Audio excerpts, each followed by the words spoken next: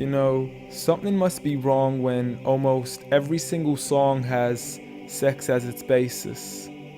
When rap stars get famous after making lyrics that are shameless. When a woman is expected to sleep with a man who doesn't even know what her name is. And when artists are paid to degrade the very women that have made them.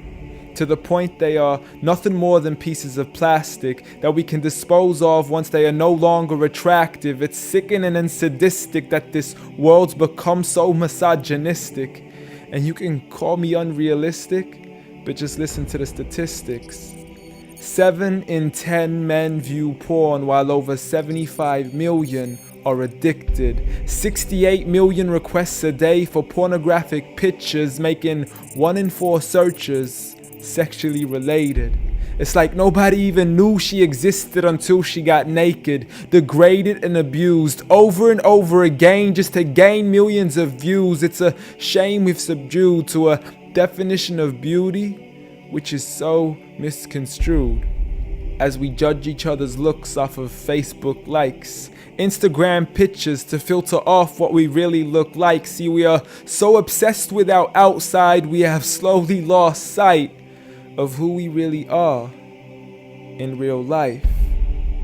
I mean, it's sad to see so many teens lose their self-esteem. Looking at these magazines thinking they have to look like what they see. Please, you are worth much more than a 2D image on a screen. You are a living, breathing human being. If only you knew what you really mean. Just look into your history books and begin to read of all the girls in the world who were capable to achieve, and you will surely see with certainty females like Fatima al-Fihri, who opened the first ever university, Rufayda al-Islamiyya, the first nurse to perform surgery, and Aisha bint Abi Bakr, the greatest female scholar in eternity. It's a shame you probably haven't even heard of these great female prodigies. Honestly, we don't need to give up our modesty in order to be successful. For you are worth much more than a commodity that is sexual. You have so much more potential if only you knew your worth. You could be like the greatest of all women to have walked this earth, like Mary, the mother of Jesus, chosen by Allah to be an example for the believers, a woman who stood strong even when she was abused, falsely accused and ridiculed for things she'd never ever do, so it didn't really matter when there was nobody else beside her, for she knew that God was Ar-Razzaq and her ultimate provider, and she had a trust in Him alone. Just like Asiya, the wife of Fir'aun, a woman who was brave and courageous, stood up for what was right and didn't let anybody change this. A woman who was fearless and laughed in the face of death, for she gave up the riches of this life for a palace in the next.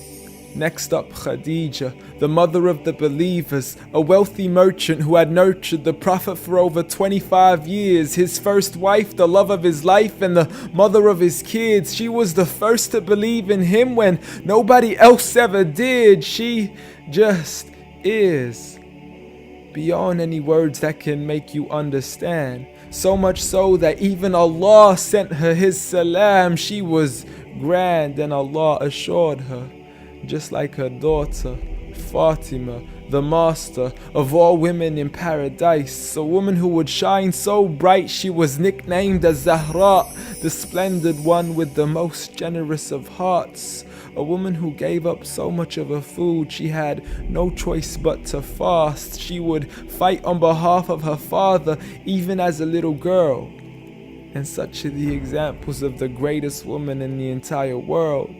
And it had nothing to do with how they looked, but for who they truly were. So ignore the standard of success defined by society, when God has said that the best of mankind are those who have piety, regardless of your shape, your color, or your race. For God does not look at your bodies, nor does He look at your face. Rather, He looks towards your heart and checks your faith. So at the end of the day, it doesn't matter what the people say or who they think you are, when you could be like the greatest of all women in the eyes of Allah.